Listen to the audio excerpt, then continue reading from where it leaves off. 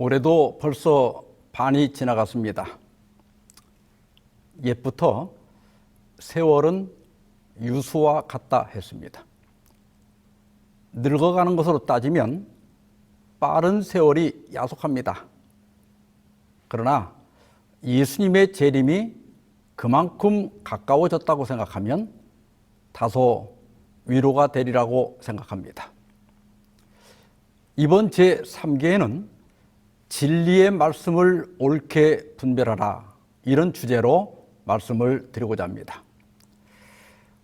디모데후서 2장 15절에 너는 진리의 말씀을 옳게 분별하며 부끄러울 것이 없는 일꾼으로 인정된 자로 자신을 하나님 앞에 드리기를 힘쓰라고 하였습니다. 성경을 읽다 보면 이해하기가 어려운 부분들이 있습니다. 또 사도 베드로는 성경을 억지로 풀다가 멸망에 이를 수 있다고 경고했습니다. 그래서 이번 기회는 신약 성경에서 난해 성경절 몇 절을 선택해서 함께 연구해 보고자 합니다. 오늘은 첫 번째 시간으로 예수님도 재림이를 모르는가, 이런 제목으로 말씀을 드리고자 합니다. 하나님의 말씀 마태복음 24장 36절입니다. 그러나 그날과 그때는 아무도 모르나니 하늘의 천사들도 아들도 모르고 오직 아버지만 아시느니라. 지난 1992년 담일 선교회의 휴거 대소동을 기억하십니까? 그 당시는 1991년에 걸프전쟁이 벌어졌고 노스트라다무스의 1999년 지구 종말론이 널리 퍼져 있었습니다. 또한 밀레니엄 버그로 알려진 Y2K 문제로 사회적 불안감이 있었고 기독교 안에서도 육천년 설 등과 결부하여 지구 역사가 2000년 안에는 끝날 것이라고 하는 막연한 인식이 퍼져 있었습니다. 사실 휴거라고 하는 개념은 한국 개신교계의 낯선 개념이었습니다. 그런데 생명의 말씀사에서 번역 일을 하던 이장님 목사님이 어니스트 앵글리의 소설 제목인 랩처들을 휴거로 번역하면서 널리 알려지게 되었습니다. 이 목사님은 노스트라다무스의 예언과 일부 성경 예언, 그리고 몇 고등학생들의 묵시 등을 근거로 1992년 10월 28일 재림설을 주장했습니다. 그리고 다가올 미래를 준비하라는 의미의 다미 선교회를 만들어서 대대적인 홍보 활동을 벌였습니다. 많은 사람들이 오늘 본문을 근거로 재림의 날을 알 수 없다고 반박하자 이렇게 주장했습니다. 인간의 지혜와 지식으로 주님이 오실 때를 누구도 정확히 알 수 없으며 또한 억지로 알려고 해서도 안 됩니다. 나름대로 성경을 연구하여 그때를 말했다가 빗나간 예는 많습니다. 그러나 전능하신 하나님께서 알려주시면 우리는 그때를 알 수 있습니다. 성경에는 하나님께서 우리에게 장래일을 알려주시며 알 수 있다는 구절이 많이 있습니다. 어제나 오늘이나 영원히 동일하신 하나님께서는 노아 홍수가 나기 전에 노아에게 계시하셨고 소돔성이 멸망하기 전에 롯에게 알려주셨듯이 인류 역사상 가장 충격적이고 장엄한 사건이 될 휴거를 앞두고 휴거될 사랑하는 신부들에게는 어떤 방법으로든지 휴거의 때를 알려주시리라 믿습니다. 지금도 기도하는 수많은 하나님의 종과 성도들에게 92년 10월 28일 24시에 휴거가 있음을 계시로, 환상으로, 꿈으로, 음성으로 여러 가지 방법으로 알려주시고 계십니다. 재림의 날을 누구도 정확히 알 수 없고 억지로 알려고 해서도 안 된다. 여기까지가 예수님의 말씀입니다. 그러나 하나님이 알려주시면 알 수 있다. 이것은 자기 생각을 덧붙인 거짓말입니다. 그런데도 많은 사람들이 이 주장에 미혹되었습니다. 1992년 10월 28일이 되자 우리나라 주요 방송들이 서울 성산동에 있는 다미선교회 현장을 생중계했고 CNN 등 각종 외신들도 취재에 나섰습니다. 그 당시 1992년 종말론을 신봉한 신자 수는 약 2만 명 정도 되고 그 영향권 내에 있는 개신교 신자 수가 약 10만 명 정도 되었다고 합니다. 당연히 휴거는 없었습니다. KBS 뉴스 앵커는 휴거의 기적을 기다렸으나 아무 일도 일어나지 않아서 각자의 집으로 돌아갔습니다. 라고 말했습니다. 이날 KBS 뉴스의 헤드라인은 종말론의 종말이었습니다. 맞습니다. 거짓 휴거설은 이날로 종말을 맞았습니다. 그러나 휴거설 소동은 예언 전도에도 큰 타격을 가했습니다. 1980년 연대부터 시작해서 1990년대까지 예언 전도회를 참 많이 했습니다. 그때 많은 분들이 예언 전도회를 통해서 진리를 깨닫고 재림교인이 되었습니다. 그러나 휴거 소동으로 예언에 대한 불신이 생겼어요. 그래서 예언 전도도 그 힘을 상실하게 되었습니다. 그러면 휴거 소동 이후에 재림의 시기를 정하는 일이 사라졌을까? 독일의 철학자 헤겔은 인간은 역사를 쓰기는 하지만 역사로부터 교훈을 얻지는 못한다고 하였습니다. 이것은 신앙에서도 마찬가지입니다. 1992년 이후에 1998년설, 2002년설, 2008년설, 2013년에서 2016년설, 그리고 지금도 어디선가 재림의 날을 은근히 자기만 아는 비밀처럼 가르치는 사람들이 있습니다.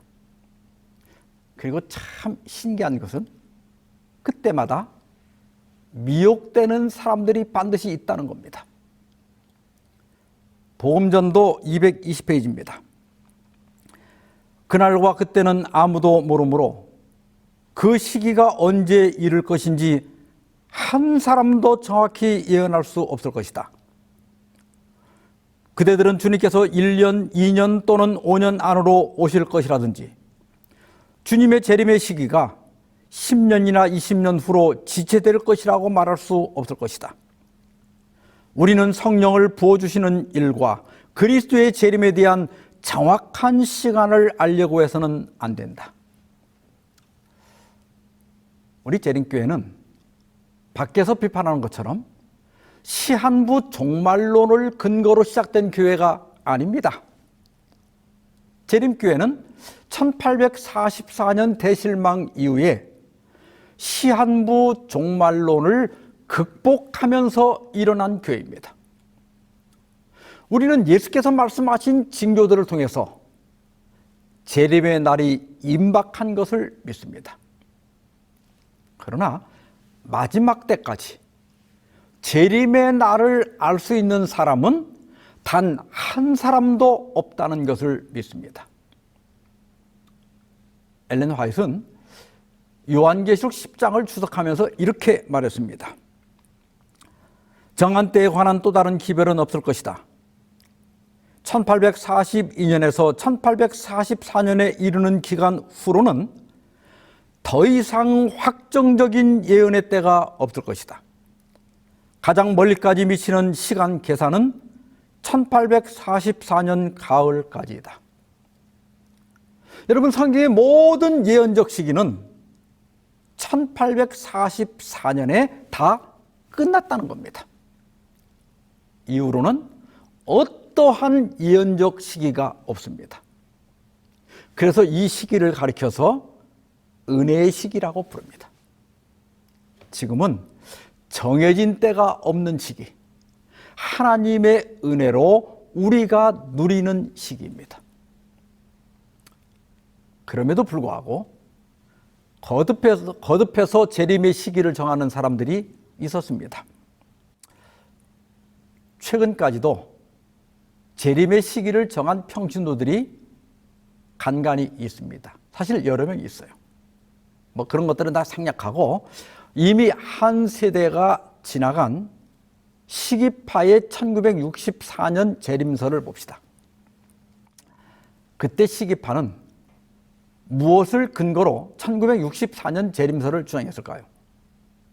창세기 6장 3절에 보면 그들의 날은 120년이 되리라고 하였습니다.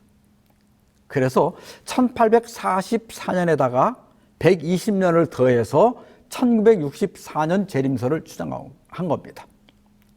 여러분, 이 얼마나 황당한 주장입니까?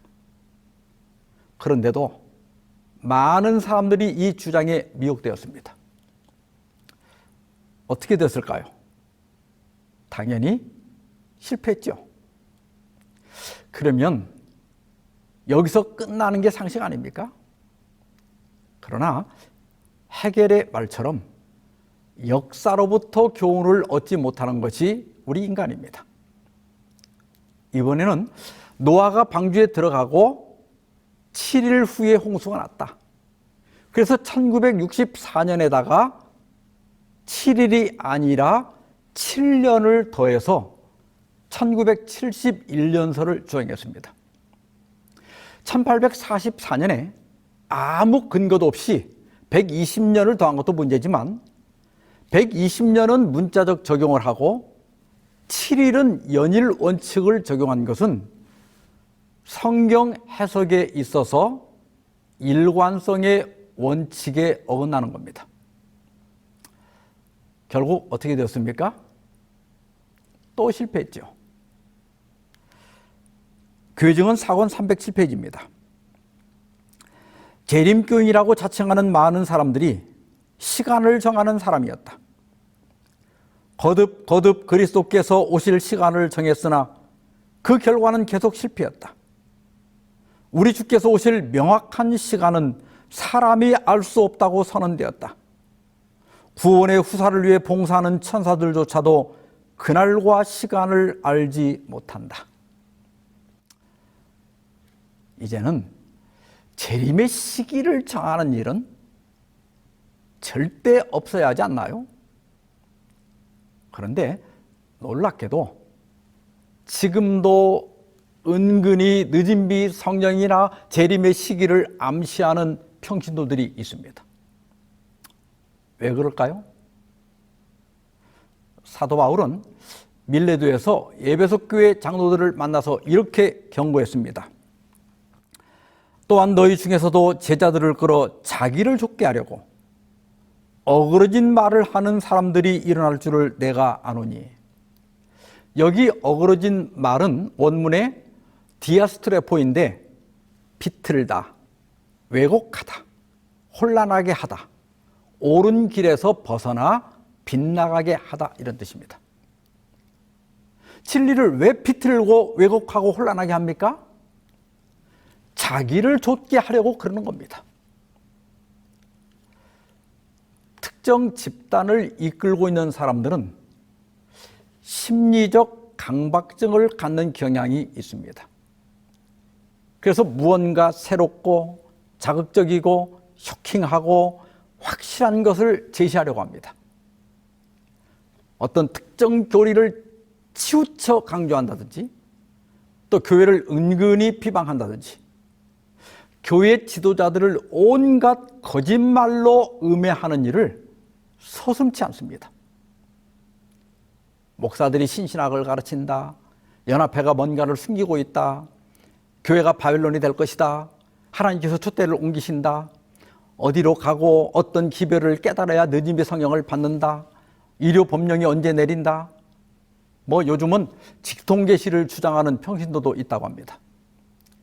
계속 이런 주장을 하다가 약발이 떨어질 때가 되면 결국에 가서 재림일을 정하고 실패하고 흩어지는 일들을 반복합니다. 오늘 본문에서 예수님은 그 날과 그때, 즉 재림일은 아무도 모른다고 명백하게 말씀하셨습니다. 사람들뿐만 아니라 하늘의 천사들도 심지어 아들도 모르고 오직 아버지만 아신다고 했습니다.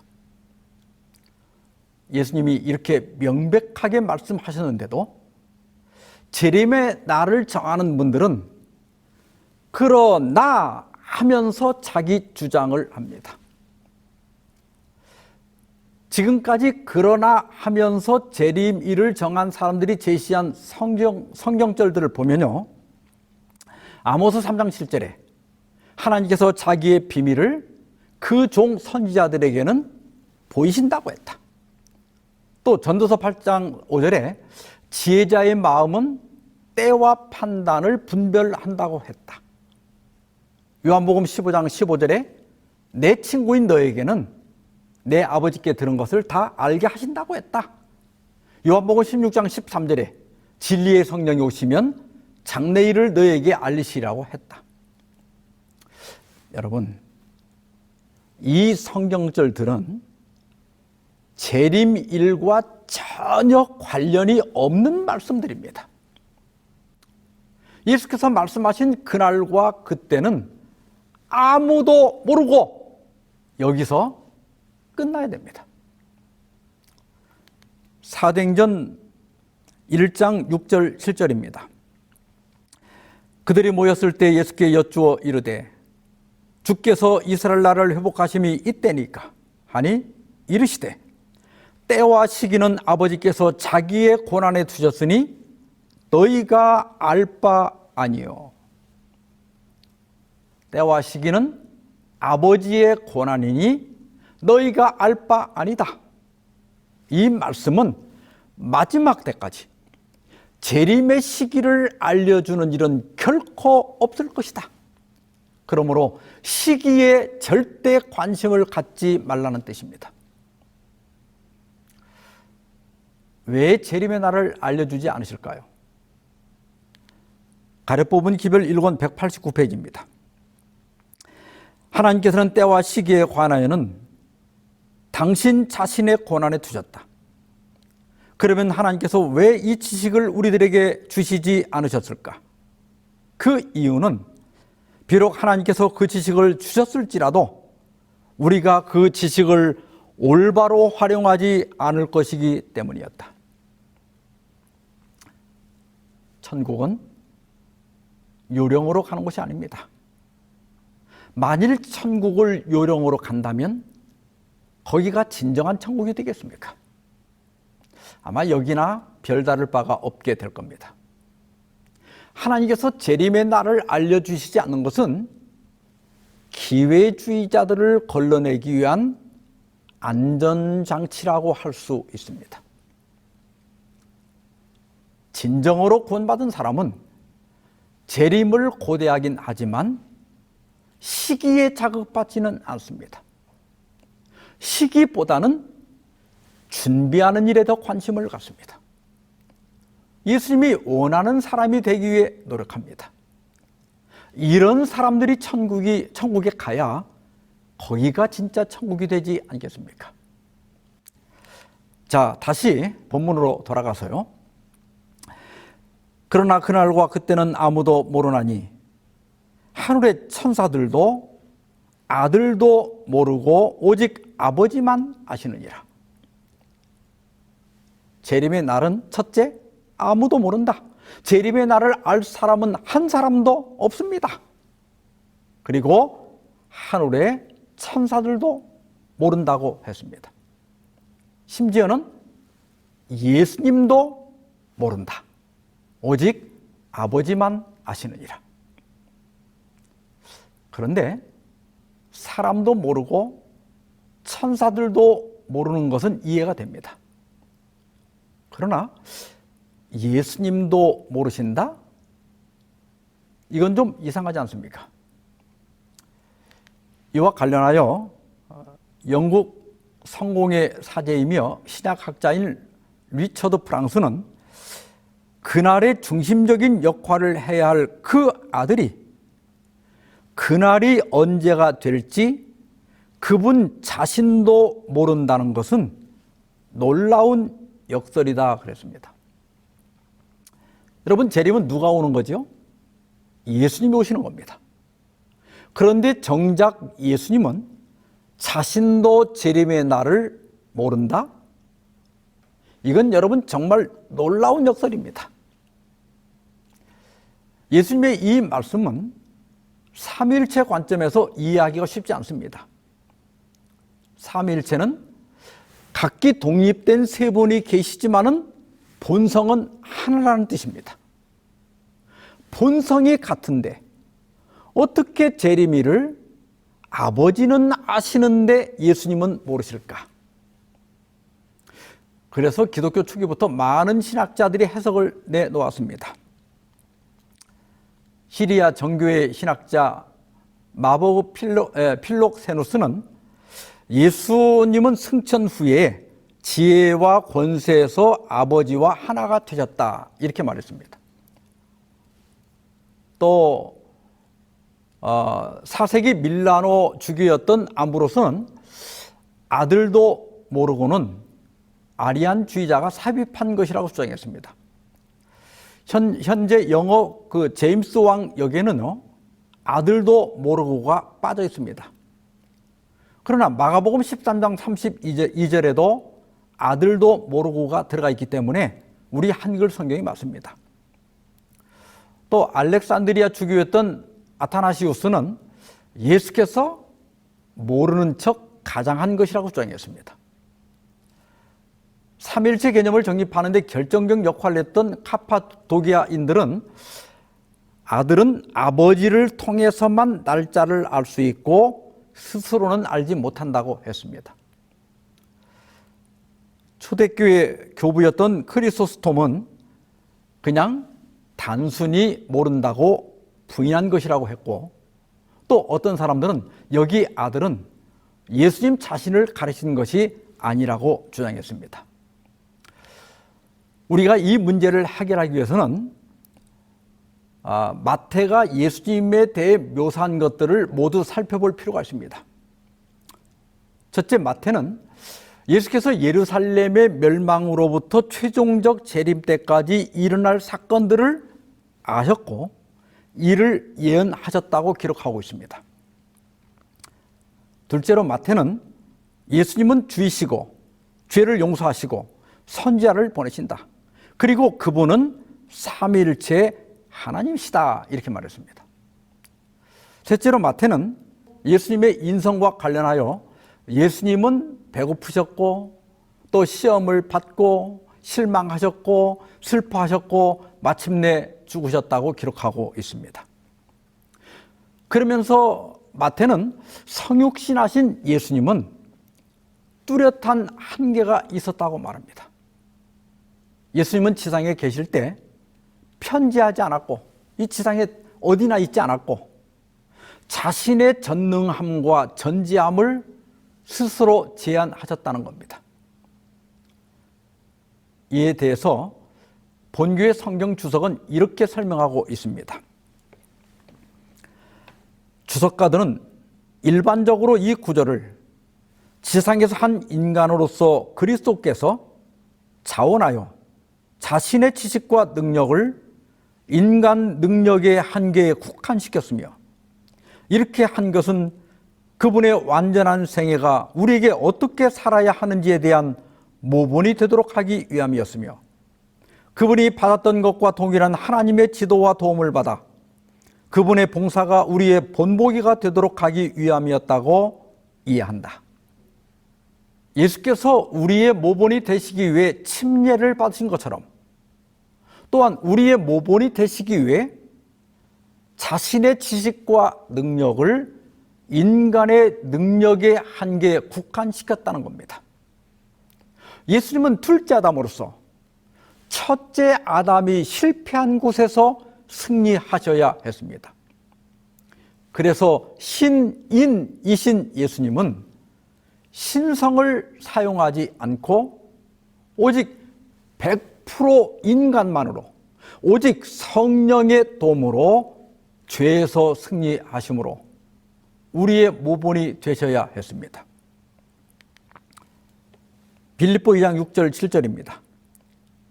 그는 근본 하나님의 본체시나 하나님과 동등됨을 취할 것으로 여기지 아니하시고 오히려 자기를 비어 종의 형체를 가져 사람들과 같이 되었고, 예수께서 자기를 비웠다는 것은 그 앞에 말한 하나님의 본체와 하나님과 동등됨을 비웠다는 뜻입니다. 예수님은 하나님과 본질이 같았고 동등한 분이셨습니다. 그러나 성육신하실 때 이 모든 것을 비우셨다. 이것은 신적 능력을 스스로 제한하셨다는 뜻입니다. 인간이 되신 예수님은 그날과 그때에 대해 스스로 지식과 능력을 제한하심으로 우리와 똑같이 모르는 상태에 계셨습니다. 물론 부활 후 신성을 회복하셨을 때는 당연히 재림일을 알고 계실 겁니다. 따라서 사람 중에 재림의 날을 미리 알 수 있는 사람은 단 한 사람도 없다는 것이 예수님의 가르침입니다. 우리의 유익을 위해 재림의 날을 영원히 봉인하셨다면 그러면 우리는 무엇을 해야 합니까? 재림의 날을 알아내려 하는 것은 어리석은 겁니다. 왜냐하면 하나님이 봉하신 것을 우리가 절대 알아낼 수가 없기 때문입니다. 재림일을 알려주지 않는다고 해서 우리가 그리스도의 재림에 무관심한 것은 주님의 뜻이 아닙니다. 예수님은 우리가 해야 할 두 가지를 말씀해 주셨습니다. 첫째는 마태복음 24장 32절로 34절입니다. 무화과 나무의 비유를 배우라. 그 가지가 연하여지고 잎사귀를 내면 여름이 가까운 줄을 아나니 이와 같이 너희도 이 모든 일을 보거든 인자가 가까이 곧 문 앞에 이른 줄 알라. 내가 진실로 너희에게 말하노니 이 세대가 지나가기 전에 이 일이 다 일어나리라. 재림의 날은 분명히 봉인되었습니다. 그러나 하나님께서는 우리가 깜깜무소식 상태로 우리를 방치하지는 않으셨습니다. 재림의 징조를 알려주신 거죠. 우리는 재림의 징조들을 통해서 재림의 날이 가까운 것을 충분히 알 수 있습니다. 둘째로 재림의 날이 가까운 것을 알 때 그러면 우리가 무엇을 해야 할까? 이와 관련해서 예수께서 말씀하신 세 가지 주제가 있습니다. 첫째는 마태복음 24장 4절에 주의하라입니다. 뭘 주의합니까? 사람의 미혹을 받지 않도록 주의하라는 겁니다. 종말의 징조가 나타나면 사람들의 심리가 불안해집니다. 그때마다 틀림없이 사람의 미혹이 나타납니다. 그리고 그런 미혹에 넘어가는 사람이 꼭 있습니다. 누가 그런 미혹에 넘어갈까요? 첫째는 성향적으로 그런 특별한 기별을 좋아하는 사람들이 있습니다. 목사님들의 설교에 불만이 많은 분들은 조심해야 됩니다.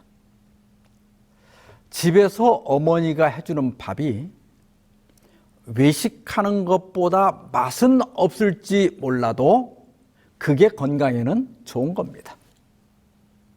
둘째는 재림신앙의 기초가 연약한 사람들입니다. 모르니까 넘어가는 거예요. 그래서 신앙의 기초를 든든히 해야 됩니다. 설교를 듣는 것으로 그치지 말고 스스로 성경을 연구하고 예언신을 읽어야 됩니다. 두 번째 주제는 42절에 깨어 있으라는 겁니다. 왜 깨어 있어야 합니까? 어느 날에 너희 주가 임할는지 너희가 알지 못함이니라. 세 번째 주제는 44절에 준비하고 있으라는 겁니다. 왜 준비됩니까? 두 번째 주제와 같이 생각지 않은 때에 인자가 올 것이기 때문입니다. 깨어 있어라, 준비하고 있어라. 이것은 늘 재림을 염두에 두고 준비하며 살라는 말씀입니다. 그런데 재림과 관련하여 좀 헷갈리는 말씀이 있어요. 어디서는 속히 오신다고 말씀하셨고 다른 곳에서는 더디 오신다고 말씀했습니다. 이 말씀을 우리 개념으로 이해하면 안 됩니다. 속히 오리라 하는 것은 하나님께서 정한 시간에 반드시 오신다는 뜻이고, 더디 오신다는 것은 기다리는 인간적 관점을 의미하는 겁니다. 기다리는 우리 입장에서 볼 때 더디 오시는 것이지 하나님 관점에서는 전혀 더딘 것이 아닙니다. 그래서 베드로는 주께는 하루가 천년 같고 천년이 하루 같다고 말한 겁니다.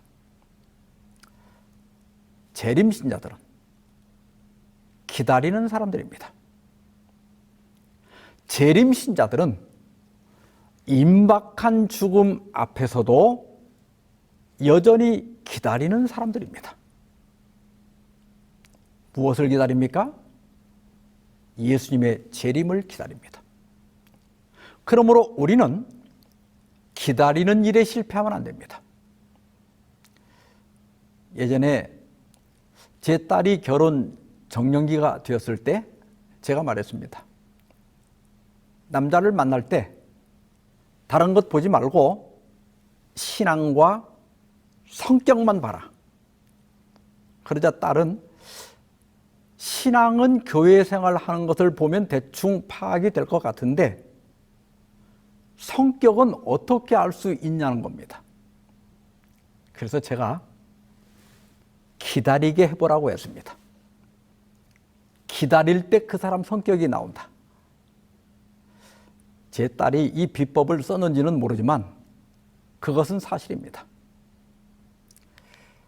진주교회 김기덕 목사님이 모 지방신문에 기고한 기다림의 미학에 이런 글이 있습니다.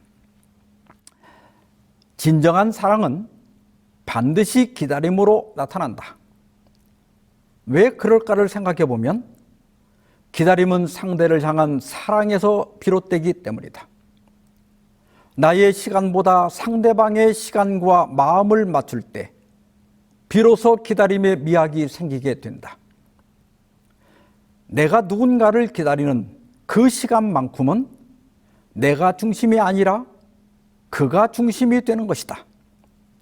그것이 사랑의 모습이기도 하고 믿음의 모습이기도 하고 배려이기도 하다. 기다림을 영감적으로 잘 정의한 글이라고 생각합니다. 재림의 시기를 정하는 사람들은 재림을 내 시간, 내가 원하는 시간에 맞춘 겁니다. 그래서 조급해지고 과열된 열광주의에 빠지게 됩니다. 건강한 재림 신자들은 내 시간이 아니라 주님의 시간에 마음을 맞추는 사람들입니다. 저는 언제라도 좋습니다. 주님이 원하는 시간에 가장 적절한 시간에 오십시오. 이것이 진짜 예수님을 믿는 것이고 진짜 사랑하는 겁니다. 그래서 주님이 더디 오셔도 초조해하지 않습니다. 그렇다고 나태해지지도 않습니다. 왜요? 사랑하는 분을 기다리는 것인가요? 기다림에 대해 하일리 퀘로퍼는 이렇게 말했습니다. 기다림은 바로 우리가 하나님을 정말로 사랑하고 믿는다는 것에 대한 증거이다. 기다리는 일에 실패하지 않는 저와 여러분이 되기를 바라며 말씀을 마치겠습니다. 기도합시다. 자비하신 하나님 아버지, 우리에게 재림의 귀한 소망을 주셔서 감사합니다. 주께서 말씀하신 재림의 징조들이 현저하게 나타나는 이때 우리가 깨어 주의 오심을 준비하게 하시고 특별히 기다리는 일에 실패하지 않게 하여 주시옵소서. 사탄 마귀가 우는 사자와 같이 삼킬 자를 찾는 이때 주의 선한 백성들을 보호하사 사람의 미혹을 분별할 지혜를 허락해 주시옵소서.